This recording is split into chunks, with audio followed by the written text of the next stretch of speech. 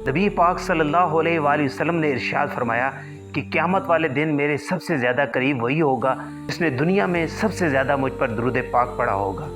तो इससे पता चला कि क़यामत वाले दिन अगर आप नबी पाक सल्लल्लाहु अलैहि वसल्लम का कुर्ब हासिल करना चाहते हैं तो कसरत से दुरूद पाक पढ़ें। मौजूद सामीन, एक बुज़ुर्ग जो काफ़ी अरसा से बीमार थे, उन्होंने बहुत इलाज करवाया लेकिन शिफा नसीब ना हुई। फिर उन्होंने इलाज के साथ साथ नबी पाक सल्लल्लाहु अलैहि वसल्लम पर कसरत से दुरूद शरीफ पढ़ना शुरू कर दिया और कुछ ही अरसे में अल्लाह ताला ने उन्हें सेहत याबी से नवाजा और उनकी बीमारी दूर की। इससे पता चला कि दुरूद शरीफ पढ़ने से बीमारियां और मसाइल दूर भागते हैं।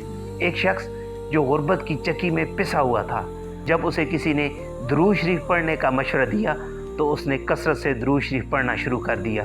अल्लाह ताला ने कुछ ही अरसे में उसके लिए रिज़्क़ के दरवाज़े खोल दिए। इस वाक़े से ये बात समझ आती है कि दुरूद शरीफ पढ़ने से अल्लाह ताला आपके रिज़्क़ में बरकत और इजाफ़ा फरमाते हैं।